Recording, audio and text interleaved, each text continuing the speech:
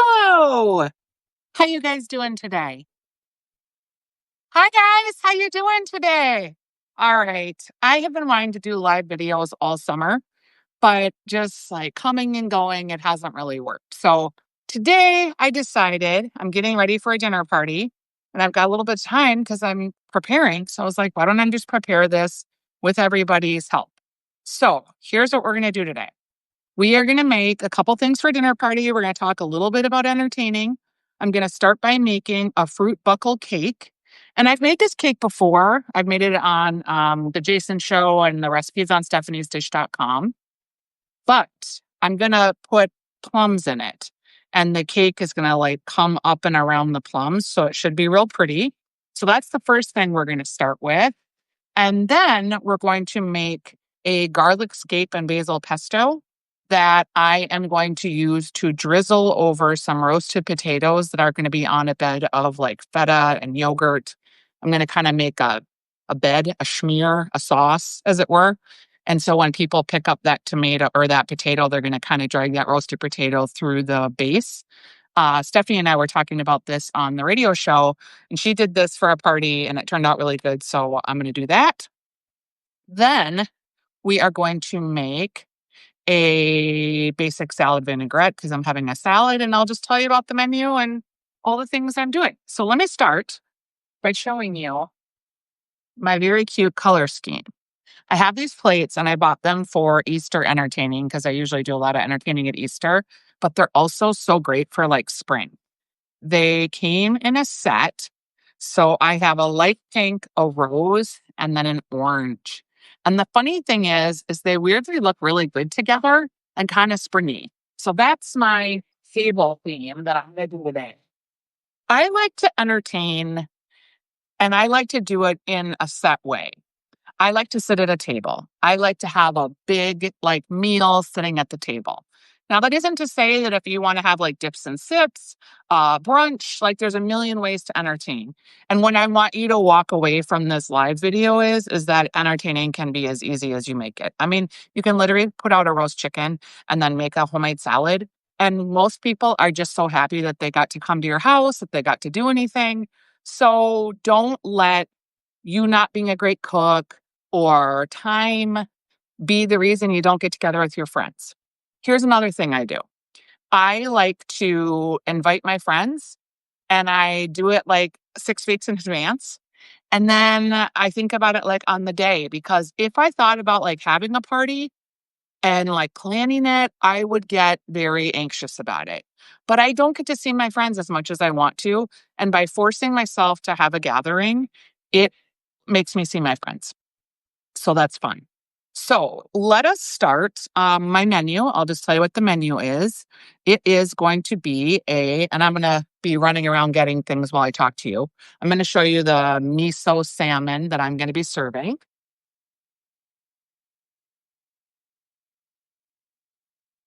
This is my main course. I've got salmon fillets that I've put a miso salmon glaze on them. I will take them out about 30 minutes before my guests come so they come up to room temperature. And then I will broil them actually until they're 145. I've got a little bit of extra salmon glaze to kind of brush on at the end. And I'm going to serve them on a big platter.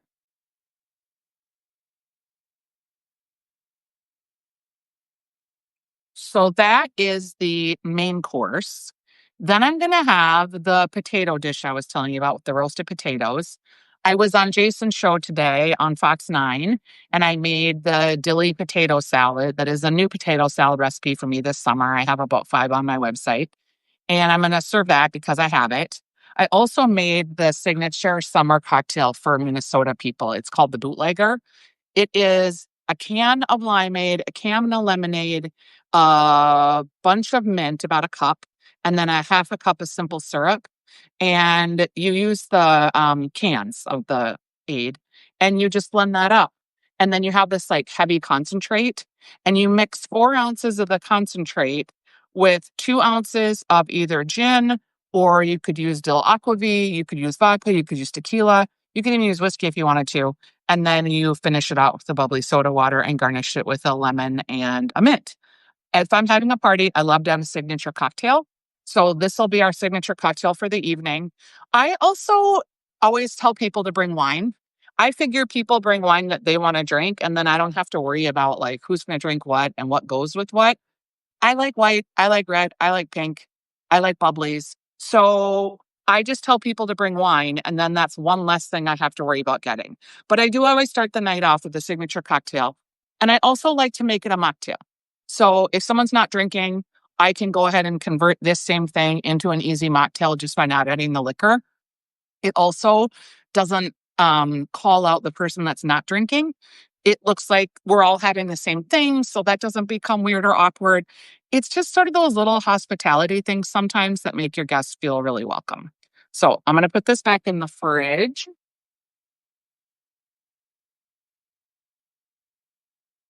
All right. Another thing I'm doing, in addition to the fruit buckle, which I'm going to start the stove at 350.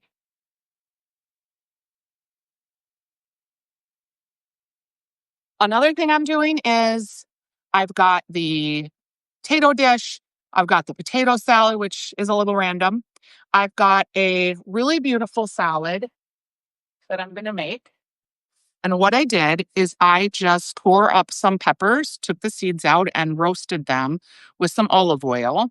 And I'm going to cut them into little more bite sized chunks, but I'm going to leave them big because I love the way it looks on a platter.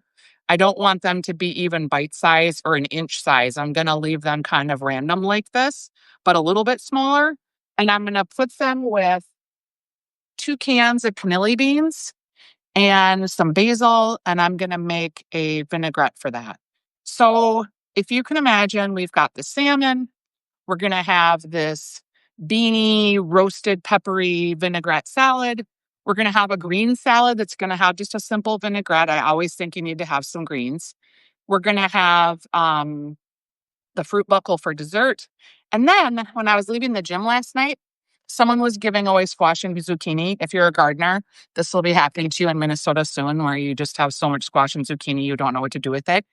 So what I'm going to do is I'm going to slice it, and I'm going to make a little olive oil, a little Parmesan cheese, a little breadcrumbs or crackers, probably crackers because I probably don't have breadcrumbs. And I'm going to make like a little gratin out of it. And I'm going to layer it in this little dish here, just in concentric circles, and sprinkle that gratin on there and bake that. So it's just one more kind of fully veggie dish. I do have ideas about putting cheese in the roasted peppers, but I'm not going to because if I make the vegetable dish with parm, that's got cheese. If I make the roasted potato dish with the feta zhuzh on the bottom, that's got cheese. So I want to have something that doesn't have cheese in case there's somebody that's dairy free. And that will be the dish that will do it, is the roasted red pepper. And then also, like with the salmon, maybe someone doesn't love salmon. I've got a lot of like these salads that someone can fill up. So when you think about dietary restrictions, I really don't sweat it that much. I just kind of make a lot of different dishes that people can mix and match. And I figure everyone will find something that they can eat. And I just don't worry about it. So, for instance, if I have someone coming that's gluten free, I might make a couple things that are specifically gluten free, but I don't like stress about the whole menu being gluten free. Does that make sense? And I think honestly, like when people have dietary restrictions, they're kind of easier too because they know they're not going to be able to eat everything sometimes. I say this because my husband cannot eat anything. Like he cannot have vanilla. He cannot have balsamic vinegar. He cannot have anything with fermented fruit. So no champagne vinegar, no red wine vinegar, no mustard, no apple cider vinegar, which you probably don't know this, but it's in a lot of packaged foods. And we're just like, even Cholula has stuff in it that he can't have. Hot sauces, like the list is getting so long. So I'm just getting really good at like figuring out substitutions for him. And if we're going to a friend's house, I'll make something that I know he can eat that's pretty hearty. So if we go there and there's nothing he can eat, he can always eat what I make. So that's kind of how I deal with substitutions. I probably should be a better hostess and like, does anybody have any dietary restrictions? I don't even ask. And it's not because I mean to be rude or not hospitable. I just feel like I probably have something that everyone can eat. So, yeah, there you go. Speaking of the dairy, let's get the fruit buckle in the oven so it gets started because it needs to cook for about 50 minutes. So, we're just going to start. Oh, I'm going to turn up my overhead camera too. Hold on. Hold on, friends. Whoa. All right. That is not going to work. I should have prepared that before getting live, but this is what happens. So I've got my mixer and I'm just going to cream my butter, 2 sticks with a cup of sugar. This is a cake. I've already made it 4 times this year. I make it about 6 times a year. It's so good. Everybody loves it. It's easy. You just cream butter and sugar. Then I'm going to have a cup and a half of flour, half a teaspoon of baking powder, a half a teaspoon of salt, and a half a teaspoon of cinnamon. I just need to talk about cinnamon for a second. This cinnamon from Here's the Deal Spice Company is so amazing. I am not paid to tell you this. It is just amazing. They are a Minnesota company and they get the spices, and my chef friend, Thomas, he roasts them. And the way that this smells and makes your cake, it is so heavenly. So the recipe calls for a half a teaspoon.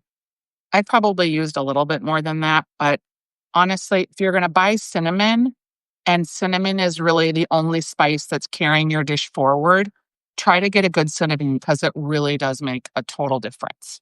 All right, so we're going to go ahead and get our batter ready, but I'm going to show you how we're going to serve this. So for a lot of these fruit buckles, you just press fruit into the batter, which is what I'm going to do here. So I want it to be super dramatic. I want the dough to kind of come up and around these beautiful halves of plum. So I'm going to go ahead and take the pits out of these plums and I'm going to lay them in the dough batter before we cook it. Now, a buckle has a very thick batter. It's almost like a cookie dough. It isn't something that you're going to pour into your pan. You're going to like plop it in there and then you're going to have to smooth it out. All right. Get this off. And this dough is going to just cook up and around these plums. It's going to be very delicious. And they're going to release their juice and it's going to be pretty dramatic. It also, if I do this right, I should have like a plum in everyone's piece of cake or a half if I serve smaller pieces. Come on, plum, get out of there. You can make this same cake with strawberries. You can make it with peaches. You can make it with cherries, blueberries, raspberries. I've done it a million different ways. Figs would also be super dramatic and pretty. Figs are kind of something that we don't cook with in Minnesota very often. But when we do, oh, they're so lovely. All right. So I'm thinking I'm going to get 8 of these in here. We'll see. And I'm just getting these pits out. Dinner parties are funny. Like a lot of people are starting to do cookbook clubs, which I'm real excited. If you are not a subscriber to my Substack, I would invite you to join. Actually, you're probably subscribers if you're watching here. So I have a free Substack. It comes out every Wednesday and it's got recipes. And then on Sundays, I do more recipes, more photos of my family, different things I'm involved in. I recap any photo or any videos I've done that week, whether they're on YouTube or whether they're things I did on Jason's show. We are getting ready to launch the True North Cabin Cookbook, Volume 2. That is very exciting. And that is happening. The book is going to start shipping on September 2nd. So I'm very excited about that. And there's probably going to be some copies at the fair, which is exciting. All right. So I'm just going to go ahead and put my flour mixture in here with my butter. Okay. Give it a little spin. Good. Am I the only one where flour is just always getting everywhere when you bake? I'm like the worst baker. I'm always messy. Okay, so when I show you this dough, it's coming together, but it's like cookie dough where it's thin. I'm going to go ahead and scrape down my bowl here and just make sure I get everything incorporated. And then we're going to go ahead and get our cake in the oven. This takes a long time to bake. It takes about an hour. All right. So also, it's very hard to do things backwards. I'm just going to go ahead and plop this in there. You can see it looks like cookie dough versus like cake batter. Sometimes doing like YouTube videos of these things is super helpful because you can really see what things are supposed to look like. Okay, moving my plums over. Just going to get this all in there. Get the divot in the bottom of the bowl, right? Okay, right. So super thick batter, not very uh cake like, right? But this is gonna work just great. Oh my gosh, you guys. Shoot, I just realized I forgot the eggs. No wonder I'm like, wait, this is feeling a little battery, more battery than normal. Oh my gosh, this is what happens. Okay, so we're just gonna plop this back in and give it another go when we add the eggs. You don't add them till the end anyway, so it's fine. But yeah, I was wondering, I was like, okay, I know this batter is thick, but it also is feeling a little too thick. So back in the blender we go, honest to goodness. And we're going to go ahead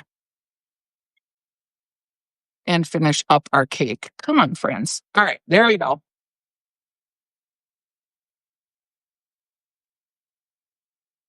Part of what I'm doing for this dinner party is the green salad that I'm making.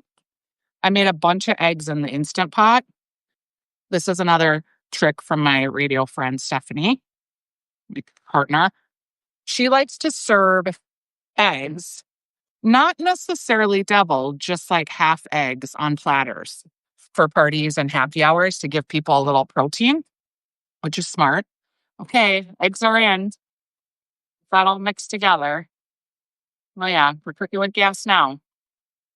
So I'm taking kind of a similar strategy with the eggs. I made a bunch of eggs in an Instant Pot, and I'm going to lay them around the edge of the dressed salad. So if someone wants them, they are there for them. Okay, let's try this again, shall we? Oh yeah, that looks much better. Okay, so you can see, still thick, but not as thick with the egg in there. Oh my goodness, can you imagine? All right, so fruit buckle going in, and I'm going to push the plums down, and then we will move on to our next recipe. My friends are coming at 6. It's 1:30 now, 2 o'clock, so I'll be getting everything prepped right up until they come. It's a beautiful time in my garden outside right now. So I will grab some greenery, see what flowers I have. I've got hydrangeas, so I'll probably make a big hydrangea arrangement that'll sit on the main counter when people come and making their drinks. That'll be like a centerpiece, as it were. And then on the table itself, I'll have a smaller arrangement that will be low.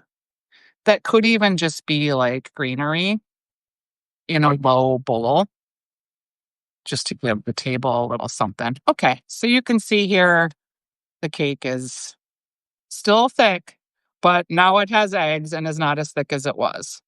And I'm just kind of spreading it out a little bit. All right. And I'm going to push the plums in.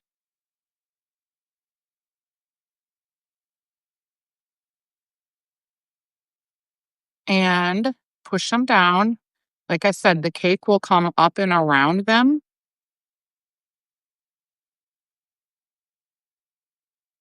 So I'm going to do, hopefully I can get 8 in here. I don't know. Maybe it'll only be 6 or 9. We'll see. There we go.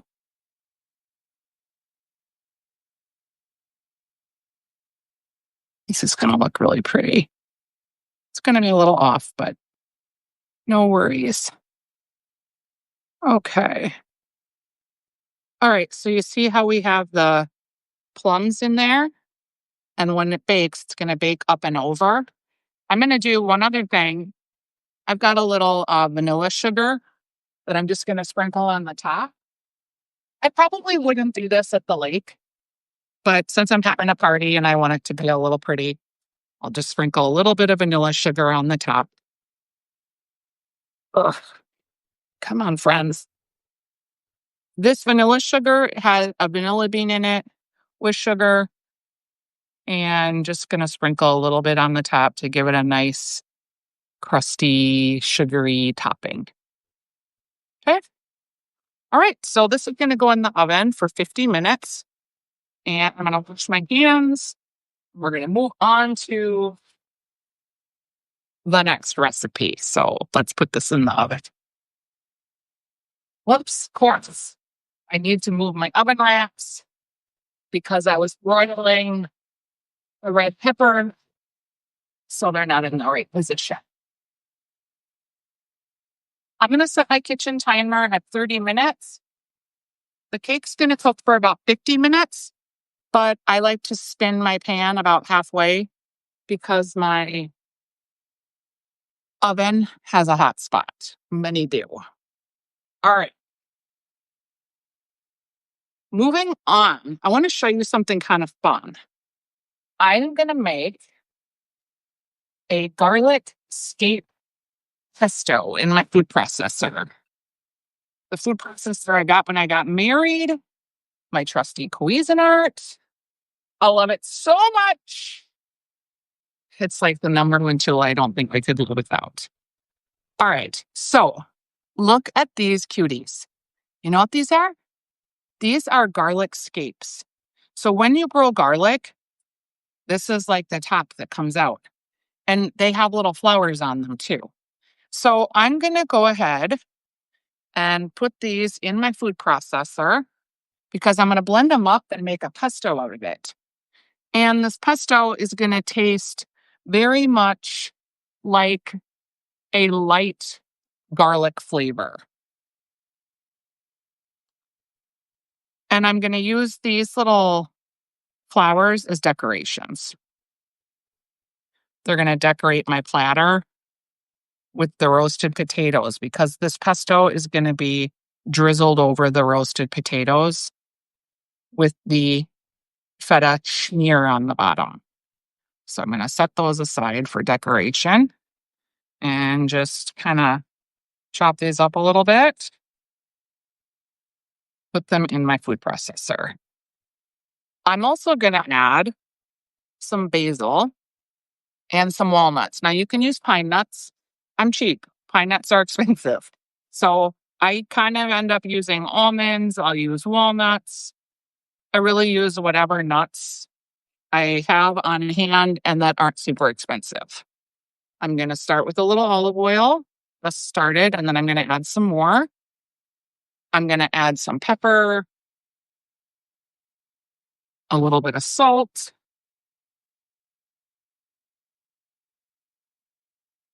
and some basil. I have some basil growing at the garden at home or up north, but I'm at home, so had to buy some. I'm going to go ahead and just, if I'm using the food processor, I'm going to use this whole thing. Okay. Get a few more going. I'm trying to cut them off at the node where they can continue to grow once I'm done here. You pinch them off where you see like a tree. Okay. That'll get us going. And I've got some for garnish. I'm going to add a garlic clove. And my clove of garlic is a little tired. But because I've got the green garlic from the scapes, I'm going to have a nice garlicky flavor. Just going to go ahead and put that in there. And then I'm going to zhuzh. And this is just going to be a drizzle. And then I'll take whatever I have left over and either freeze it for another recipe. Maybe I'll add it to mayo, make an aioli. Maybe I'll make a salad dressing later. I'll figure out how I want to use it. Gosh, peeling garlic sometimes is such a pain. Okay, so a little garlic clove. And then I've got some oil in there. Just going to give it a little.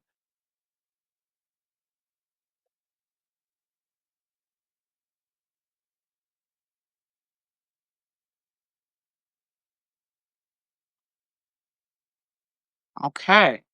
You can see it's pretty chunky. I'm going to add a little bit of cheese. And then I'm going to add a little bit more olive oil. And I'm just going to keep going until I get a consistency that I like. This recipe is on stephaniesdish.com too. It's about a quarter cup of cheese and about a half cup of olive oil overall. I'm just going to add a little here, and then I'm going to go from the top while I'm blending. I love pesto. You make pesto with so many things, and it's pesto season, right? Okay, so getting it emulsified, mixed in. Gonna give it a little spin here around the top. This is such a pretty color too. So it's gonna look really nice with the roasted potatoes and the yogurt. It's real pesto-y right now, and I want it a little more drizzly just for my uses today. So I'm gonna add a little bit more olive oil.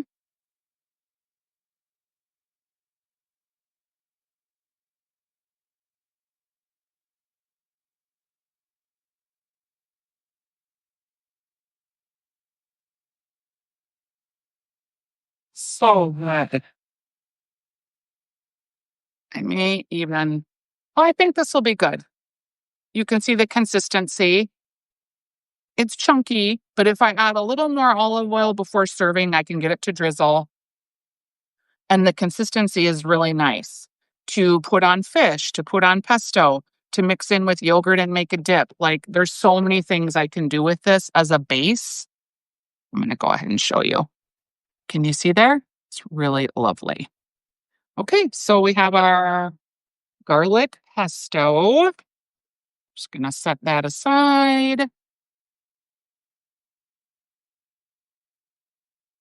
And get that ready for a little bit later. Yum. Plus, that garlic smell is delightful. And from here, we're going to go ahead and make, I'm going to save this garlic clove because I'm going to use it. I'm going to make my little veggie situation. Move this out of the way. Okay, so we are going to cut some veg and lay it in concentric circles. Now, I only have yellow veg and one green veg. So what I'm going to do is do yellow along the outside, and then I'll finish with a little ring of green. And I'm going to go ahead. Sometimes when you're making a gratin, you will add flavored breadcrumbs or cheesy things in between the layers. I'm just going to go ahead and put it on the top. This is really going to be super simple. So I'm just going to cut circles and lay them in the pan. And then I'm going to bake them at 400 degrees with the topping on it, just as yet one more veggie dish for the dinner party. So in last week's Substack, I talked about cookbook clubs. I had a cookbook club for many years with friends. And finally, we just kind of aged out of it when our kids got to be like teenage years. But honestly, we had so much fun. We would we wouldn't pick from a book necessarily. So we called ours a gourmet club. But the hostess would pick the main dish and then she would assign you either an appetizer, a salad, a soup, whatever we were having. I liked it because it forced me to make a lot of dishes that I wasn't familiar with because we had to make whatever the hostess said. But what I like about cookbook clubs is you really get a perspective on the book and you get to cook multiple dishes from the book and also see if people liked the book. One thing about my book that I do know is people like it because it's easy to cook from. It's not super complicated. The recipes don't take a long time. And I try to keep things with minimal ingredients. And the ingredients that I do use are all things you would be able to find in your kitchen pretty easily or at your neighborhood grocery store. The first book that I did is kind of a May through September. It's modeled by month. And I like that because, like, right now we're getting into squash season and zucchini season. And there's a lot of zucchini recipes in that first book because I'm a gardener and I ended up with a lot of zucchini. The second book takes you from October through April. So there's not as much garden things, but there's a lot of soups and stews and braises. So I'm taking the bigger circles and laying them around the outside here. And then I'm going to take the smaller circles and the zucchini and kind of make something in the middle. This type of a dish I love with like rosemary or thyme as the main flavor. It's so delicious. Anything like gardeny and fresh. I'm going to sprinkle breadcrumbs with a little cheese on the top just to give it like a crunchy, little crispy coating. It's going to need a lot of olive oil. Need a lot of squash here, so I'm going to be able to get a whole nother layer. And just keep kind of going around in circles and pushing back up to the layer behind you. This is going to be really pretty. Again, this was a last minute add on when I was at the gym. Someone had a pile of yellow squash and zucchini, and I find it hard to walk past it and not do something with it. So here we are. Okay, I have so much. I'm just going to keep laying it in, and then I'm going to make the zucchini the star of the show in the center.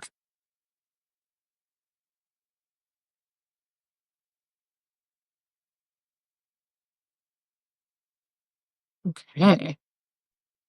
Filling in sort of all the little cracks, making it pretty just by tucking everything in. Okay. Now I've got the zucchini, so let's see what I can do with it here.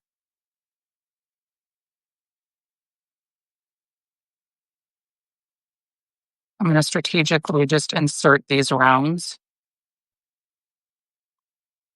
Then I'm going to put olive oil, my seasonings, my cheese, and my breadcrumbs, and it'll be all ready to bake for when my guests arrive. So I'm just going along and I'm making a green layer. It's going to be cute. If you're type A, you're going to love this kind of dessert because you can just really get lost in it. I'm not type A, I'm type ABC.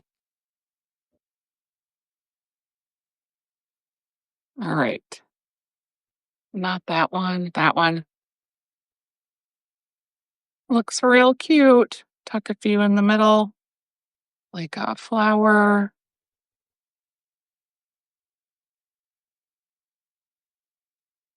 Okay. I'm going to crush up some of the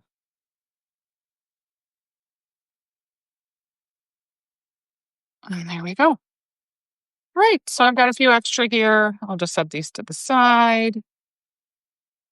I'm going to go ahead and get some breadcrumbs.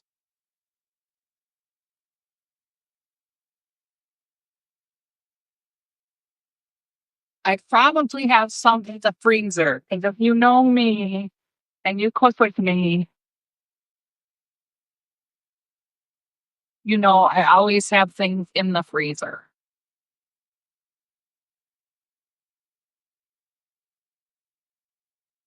Okay, this is just funny. This is soup meat. I thought it was breadcrumbs, but it's soup meat. Hold on. Gonna find my breadcrumbs.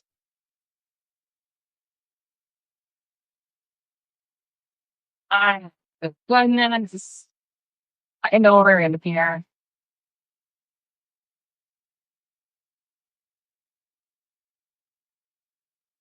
Oh wait, another find. Pine nuts. I could have used those in my pesto, right? Seriously, people. All right, I found them.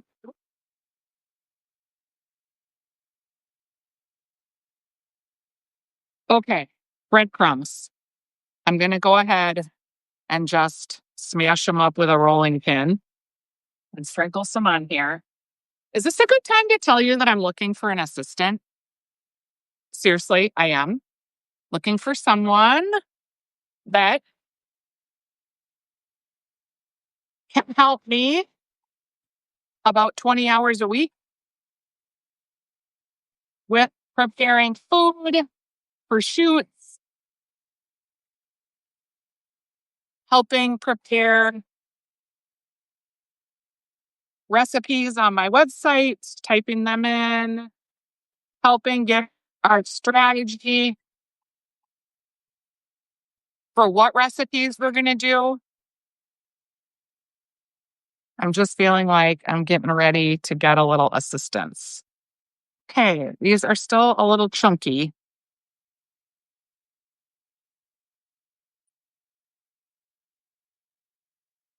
If I can't get them to crunch up by doing this because they're a little frozen, I'm going to go back to my food process.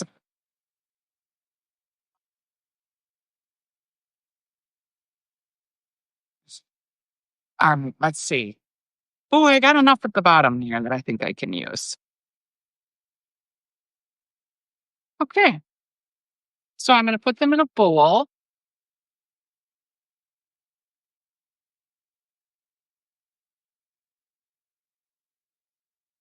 Oh, look what I found, my mini chopper. If anyone is interested in working with me, like I said, I'm looking for about 20 hours a week. You have to be a little tech savvy. Video editing's a plus. I have all the tools that you can use, whether it's, Canva or iMovie or Splice. I've got them all, whatever you're into using. I'm going to go ahead and get this started. But we would have fun together. You could be in the order shoots. Things are falling all over.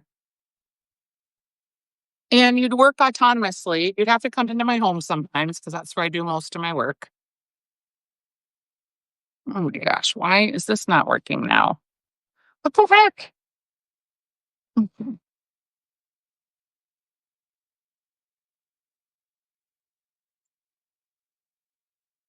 Seriously, what the heck?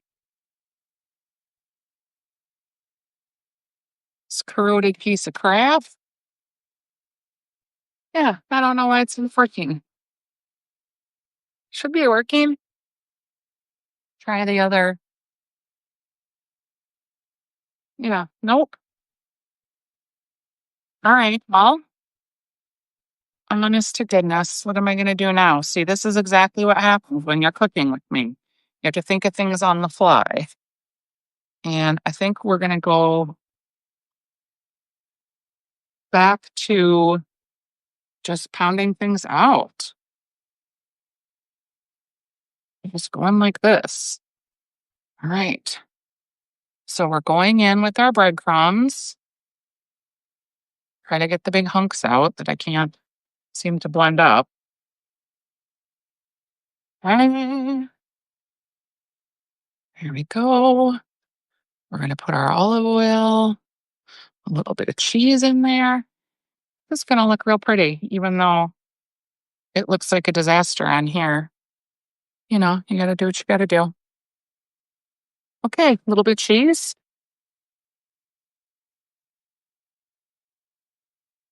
And we're going to finish it off with a little seasoning. I like thyme. Then I have some herb salts that I have made. At the end of the season, when I harvest my final herbs, I blend them up with salt. So you can see in there are the herbs and the salt. This happens to be a rosemary salt. It's going to be tasty. And then I'm going to sprinkle some olive oil. I need a different bottle because I already used one.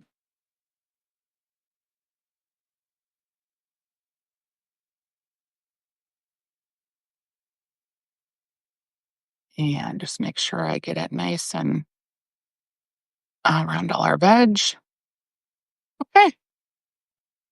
And then last but not least, I'm going to microplane that little clove of garlic that I had. Here it is. And here's the microphone.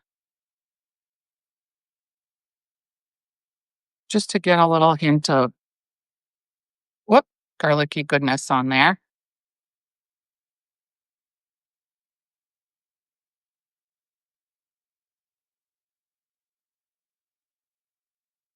All right. Give that a little sprinkle. Sprinkle. All right. And this is going to be a lovely dish.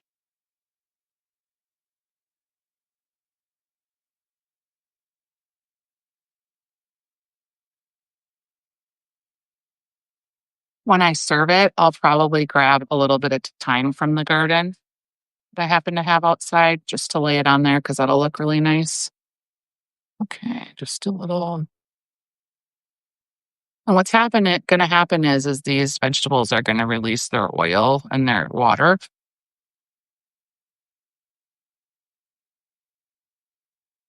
And so you'll get kind of a bubbly situation.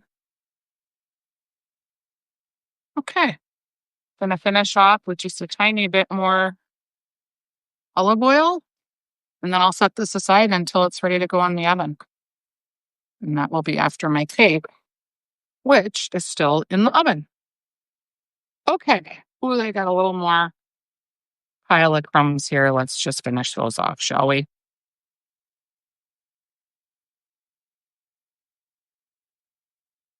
Okay. You're going to have to stay tuned for my Instagram because I'll put pictures of everything as it comes out. And if there's any good bottles of wine too, whenever I entertain or friends come over and we like the wine, I'll usually share that too. Because I think buying wine is hard. My friend that owns Sip Better Wines, Leslie Miller, she does a great job. I have a wine subscription from her.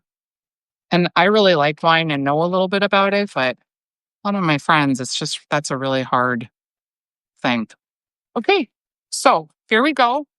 Our vegetable gratin. It's going to be delightful.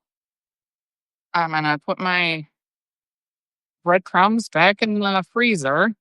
When I get time, I should just blend them up so I don't have to do this whole scene again, right? And I've got my cheese that's going to go back in the freezer. The last thing we were going to do is make salad dressing, and I will do that with you. So I have a very basic vinaigrette. I'm just going to grab this sheet here so I can see. Generally, when you're making salad dressing, it's 1/3 acid to 2/3 oil. And then you have seasonings. So I'm going to make a very simple vinaigrette. I have a lot of flavors going on, right? I've got the miso salmon. I've got the garlic and the vegetables. I've got the garlic skate pesto with the potatoes. I've got the dilly potato salad. So I want my salad to be kind of neutral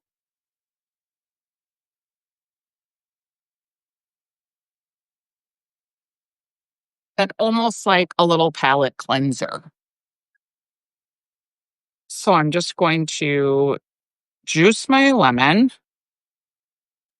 This lemon is really large. Let's just do it like this. I usually make the dressing and then just let it sit.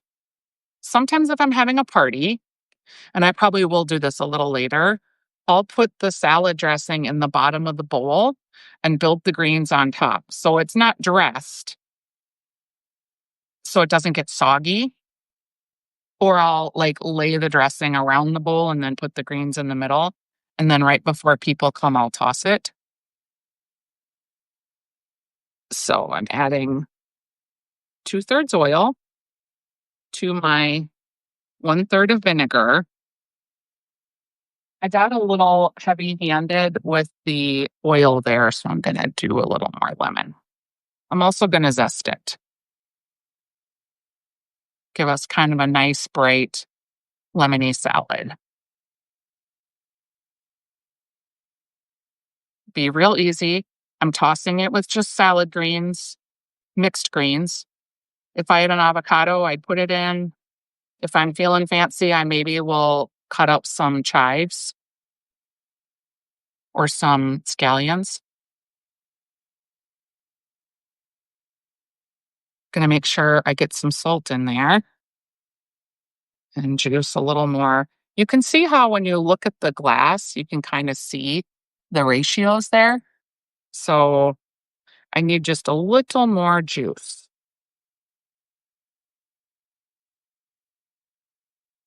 A little more than that.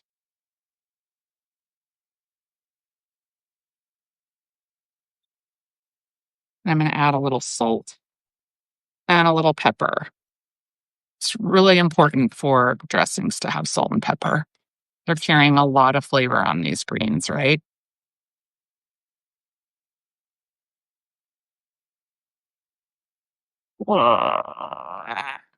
Okay, you can see I've got the ratio just about right there. Now, another thing that's hopeful about salad dressing is to have an emulsifier. What that does is some kind of creaminess that brings it all together. You don't have to have it, and sometimes I don't. In this instance, I'm probably going to use a little bit of mustard.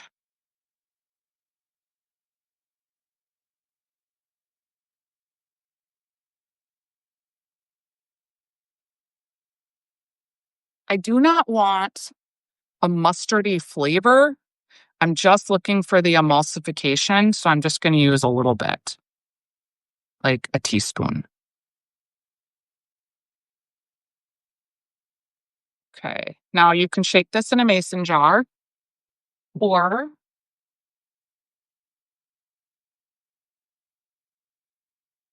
you can just whisk it with a fork.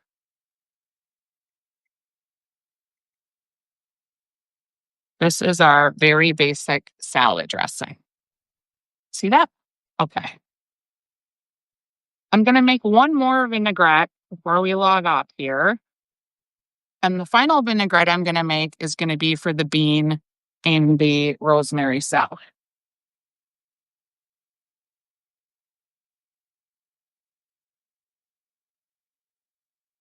I'm going to go in with the 2/3 of oil. Same kind of strategy here. And then a third of the vinaigrette. And in this case, I'm going to use balsamic vinegar. My husband can't have this, but he's not home, and my friends can. I like it.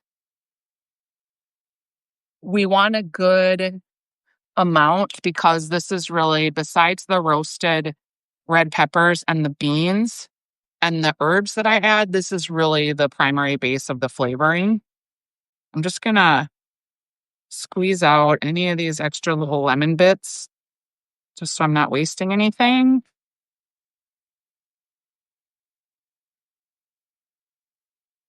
And I'm going to add a little salt and pepper.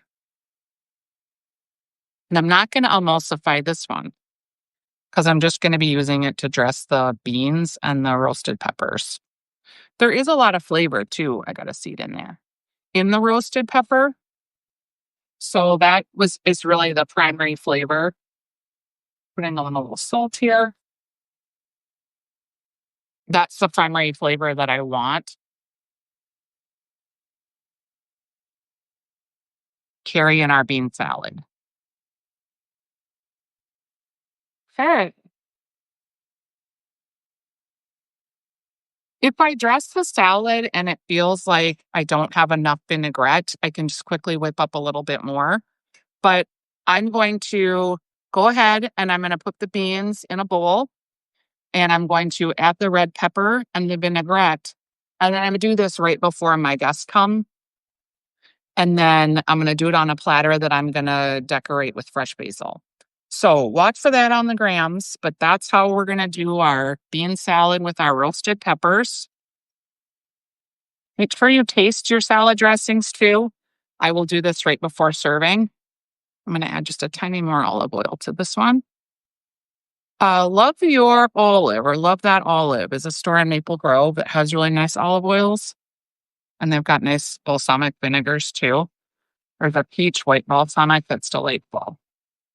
Okay, so I'm going to clean up. I'm going to get my cake out. I'll show you. It's cooked in there for 30 minutes.